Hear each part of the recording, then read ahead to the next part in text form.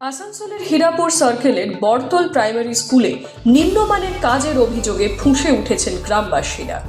তাদের সরাসরি অভিযোগ, মৌলিক পরিকাঠামো সম্পূর্ণ না করে ঠিকাদার সংস্থা কাজ শেষ দেখাতে চাইছে। বিদ্যুৎ সংযোগ ঝুলে আছে, জলের লাইন অচল, তবুও রঙের ব্রাশ চলছে জোর কদমে। আদিবাসী ছেলেমেয়েরা পড়ে বলেই কি এত অবহেলা? প্রশ্ন স্থানীয়দের। কাজ বন্ধ করেছেন, এই আপনাদের বক্তব্য যে স্কুলের কাজ বন্ধ হচ্ছে, কাজ ঠিকঠাক হচ্ছে না, এই কারণ বলুন। হ্যাঁ, আমরা স্কুলে এই জন্য কাজ বন্ধ করছি, কিন্তু ভালো করে আমাদের কাজ করছে না।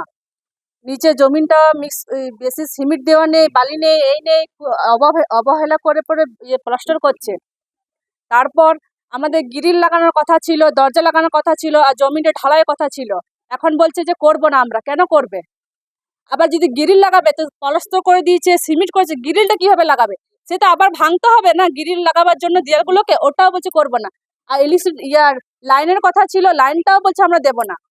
হ্যাঁ, ইলেকট্রিক দেবো না বলছে। তো স্কুলটা আমাদের অন্ধকারে থাকবে? আদিবাসী লোক মানে কি আমাদের কোনো সম্মান নেই? আমাদের ছেলের পড়াশোনার কোনো দায়িত্ব নেই? ওদের ওটাই বলার উদ্দেশ্য যে আদিবাসী ছেলে আদিবাসীই থাকুক, পড়াশোনা দিয়ে কোনো উন্নতি না হোক, এটাই চাইছে নাকি সবাই? এই জন্য আমাদের স্কুলটা ভালোভাবে করছে না, কিছু না। সরকার একবারই টাকা দেবে, স্কুল একবারই হবে, বারবার স্কুল কোনো স্কুল বারবার হবে না। আমাদের এটাই উদ্দেশ্য, আমাদের স্কুল সম্পূর্ণভাবে ভালোভাবে তৈরি করে দিক, এটাই আমাদের দাবি, আর অন্য কিছু আমরা চাই না। এই করুণ চিত্র, স্কুলের ছাত্রছাত্রীরা এখন একটি কমিউনিটি হলে গাদাগাদি করে পড়াশোনা করছে। উন্নয়নের নামে স্কুল বন্ধ, পড়ুয়ারা বঞ্চিত। ঠিকাদারকে বারবার বলার পরেও কথার কোনো গুরুত্বই দেওয়া হয়নি, অভিযোগ প্রধান শিক্ষকের। বিষয়টি ঊর্ধ্বতন কর্তৃপক্ষকে জানানো হবে বলে দায় ছেড়ে দিলেন স্কুল পরিদর্শক। প্রাইমারি স্কুল, সেই বরতল প্রাইমারি স্কুলের এলাকাবাসীরা বা গ্রামবাসীরা বিক্ষোভ করছে স্কুলের কাজ বন্ধ করে। নিম্নমানের কাজ হয়েছে, পাশাপাশি ইলেকট্রিসিটি নেই, জলের ব্যবস্থা নেই, কিন্তু স্কুলে রং করা হচ্ছে, তাদের অভিযোগ। তারা কাজ বন্ধ করে দিচ্ছেন, কি বলবেন?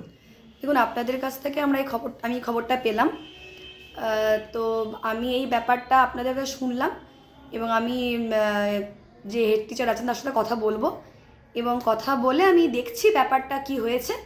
তারপরে আমরা ব্যাপারটা নিয়ে আমাদের ঊর্ধ্বতন কর্তৃপক্ষ, আমাদের ডিপিসি চেয়ারম্যান স্যারকে সে ব্যাপারে ইনফর্ম করব, এবং যারা আমাদের কাজটা করেছে তাদের সাথে কথা বলে আমি তবেই বলতে পারবো। মানে আপনাদের কাছে খবরটা পেলাম, এরপরই আমি দেখছি কি করা যায়।